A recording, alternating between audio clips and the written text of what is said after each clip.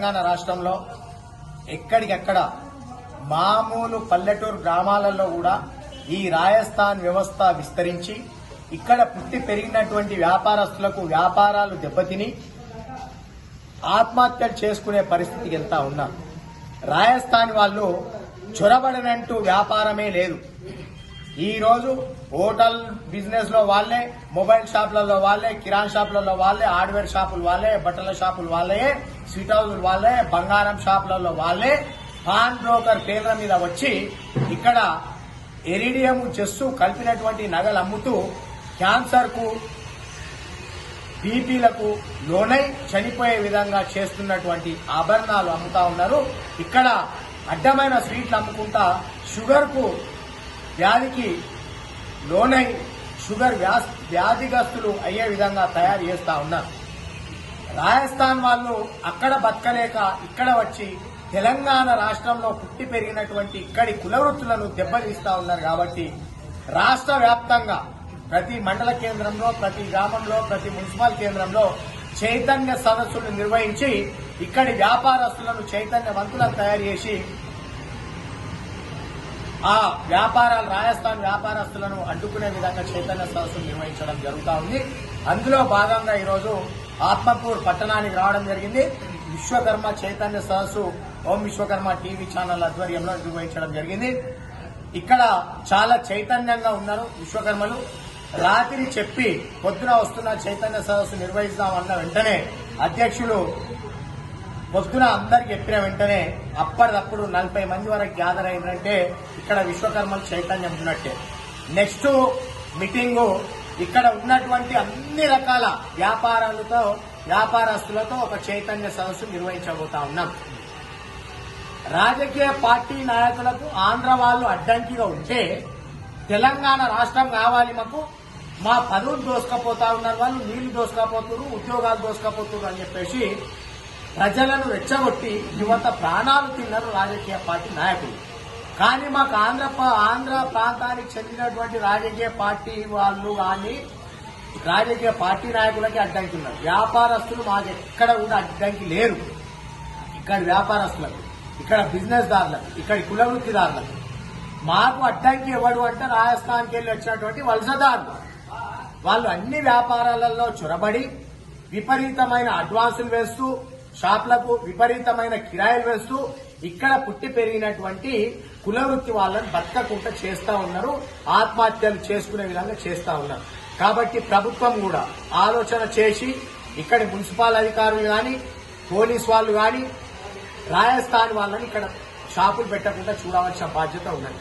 ఏమన్నంటే రాజ్యాంగం ప్రకారం ఎవడెక్కడైనా బతకొచ్చు అంటారు. మేమేమంటున్నాం, రాజ్యాంగం ప్రకారం ఎవడెక్కడైనా బతకొచ్చు అంటే రాజస్థాన్ వాళ్ళని తెచ్చి ఇక్కడ ముఖ్యమంత్రులను చేయండి, రాజస్థాన్ వాళ్ళని తెచ్చి ఎమ్మెల్యేలను చేయండి, రాజస్థాన్ వాళ్ళని తెచ్చి మంత్రులను చేయండి, వాళ్ళని మున్సిపల్ చైర్మన్లను చేయండి, వాళ్ళని సర్పంచ్లను చేయండి. అప్పుడు మేము ఒప్పుకుంటాం రాజ్యాంగాన్ని. రాజస్థాన్ వల్ల పోలీసు ఉద్యోగాలు ఇవ్వండి, రాజస్థాన్ వాళ్ళ టీచర్ ఉద్యోగాలు ఇవ్వండి, ఎంఆర్ఓ జాబ్లు ఇవ్వండి, ఎంపీడీఓ జాబ్లు ఇవ్వండి, ఉన్న ప్రభుత్వ ఉద్యోగాలన్నీ రాజస్థాన్ వాళ్ళకి ఇవ్వండి. అప్పుడు రాజ్యాంగాన్ని మేము ఒప్పుకుంటాం. మీ పదవుల కాడికి, మీ ఉద్యోగాల కాడికి వస్తేనేమో ప్రాంతం కావాలి. మా కుల వృత్తుల కాడికి వచ్చేసరికి అంబేద్కర్ రాసిన రాజ్యాంగం గుర్తుకొస్తుంది. రాజ్యాంగాన్ని అడ్డం పెట్టుకుని రాజస్థాన్ వాళ్లకు ఒత్తాసు పలుకుతాము, వాళ్ళు ఇచ్చే ముడుపులకు లాలుష్గా ఉంటాము, వాళ్ళు ఇచ్చే గుడివిల్లు తింటాము, వాళ్ళకి సపోర్ట్ చేస్తాము అంటే మీ అంత ముడుపులు ఎవ్వరు దొరకడు. తర్వాత భాష వేరే రకంగా ఉంటుంది. తెలంగాణ కోసం అయ్యోనివా నువ్వు అవ్వోనివా, తెలంగాణ తోటి పాలోనివా అని చెప్పే పాటలు వాడిన గడ్డైంది. అయ్యోనివా నువ్వు అవ్వోనివా, తెలంగాణకు తోటి పాలోనివా అని చెప్పి రాజస్థాన్ వాళ్ళ మీద కూడా ఆ పాటలు పాడిపించి ఎక్కడికక్కడ ఆట పాటలతో ఉద్యమాలు చేయవలసిన రోజులు వస్తాయి. త్వరలో రాజస్థాన్ వాళ్ళు ఎక్కడికక్కడ ఆగిపోవాలి. ఉన్న వాళ్ళు ఎక్కువైపోయారు రాజస్థాన్ వాళ్ళు. బ్రిటిష్ వాళ్ళకంటే ప్రమాదకరం వీళ్ళు. బ్రిటిష్ వాళ్ళు బట్టల వ్యాపారం పేరు మీద వచ్చి ఇండియాను ఆక్రమించారు. వాళ్ళ చేతుల్లోకి వెళ్లి మన ఇండియాను మన చేతుల్లోకి వెళ్లి తెచ్చుకోవడానికి ఎన్నో ఉద్యమాలు, ఎన్నో పోరాటాలు చేయవలసిన అవసరం వచ్చింది. ఇప్పుడు కూడా అన్ని బిజినెస్ లలో ఈ రాజస్థాన్ వల్ల జ్వరబడ్డారు. లాస్ట్ దేవాలయాలలో పూజారులు కూడా రాజస్థాన్ వల్ల అంటే ఆశ్చర్యం అనిపిస్తుంది, బాధ అనిపిస్తుంది. ఛాయ్ అమ్మే వాళ్ళు కూడా వాళ్ళే, ధర్మాసులు పట్టుకొని ఛాయ్ అమ్ముకుంటా తిరుగుతున్నారు. గప్చూపులు అమ్మే వాళ్ళు వాళ్ళే. బ్యూటీ పార్లర్లు వాళ్ళే, సెలూన్ షాపులు వాళ్ళే, బట్టలు ఐరన్ చేసే షాపులు వాళ్ళే, అన్ని కుల వృత్తులు దెబ్బతీస్తా ఉన్నారు. కాబట్టి ఈ బ్రిటిష్ వాళ్ళకంటే ప్రమాదకరమైన రాజస్థాన్ వ్యవస్థను ఎక్కడికక్కడ అడ్డుకోవాలని చెప్పేసి తెలియజేస్తా ఉన్నాం. ఈ ఆత్మకూరు పట్టణ విశ్వకర్మ జాతీయులకు అందరికీ కూడా ప్రత్యేకంగా ధన్యవాదాలు తెలియజేస్తున్నాం. మంచి చైతన్యంగా ఉన్నారు.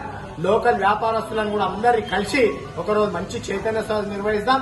ఎక్కడెక్కడ మండలాల తర్వాత తాలూకాలు, తాలూకా తర్వాత జిల్లాలు, జిల్లా తర్వాత రాష్ట్ర స్థాయిలో లోకల్ వ్యాపారస్తుల జేఏసీ ఒకటి తయారు కాబోతా ఉంది. రాజకీయ పార్టీలకు మా మొర వినిపించబోతా ఉన్నాం. ఇక్కడ పుట్టి పెరిగిన వాళ్ళు ఆత్మహత్యలు చేసుకోవద్దు, ధైర్యంగా ఉండాలి. పరాయి రాష్ట్రానికి వెళ్ళేవాడన్నా వచ్చి మన కులవృత్తులు ఐదారు చేస్తే అడ్డుకొని వాని ప్రాంతం పారిపోయే వరకు తరిమి కొట్టవలసిన బాధ్యత మన పైన ఉన్నది. తెలంగాణ వాళ్ళం అంటే భయపడే వాళ్ళం కాదు. పుట్టిన ఒకరో సస్తం ఒకరో, ఎల్లకాలం భూమి మీద బతకడానికి రాలే. తింటే ఎవడన్నా ప్రాణం తింటాడు, అంతేగాని ఇంకోటి ఏం చేయరు. భయపడవలసిన అవసరం లేదు. మన కుల వృత్తులు మనం కాపాడుకోవాలి. మన వృత్తులను మనం కాపాడుకొని మనం లోకల్ వాళ్ళం ఇక్కడనే త్వరల్లాగా బతకాలని చెప్పి తెలియజేస్తూ ముగిస్తున్నాం.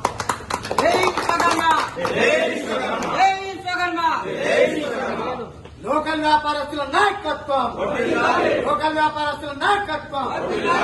పరాయి ప్రాంతం వాళ్ళం, పరాయి ప్రాంతం వాళ్ళం. లోకల్ వ్యాపారస్తుల నాయకత్వం.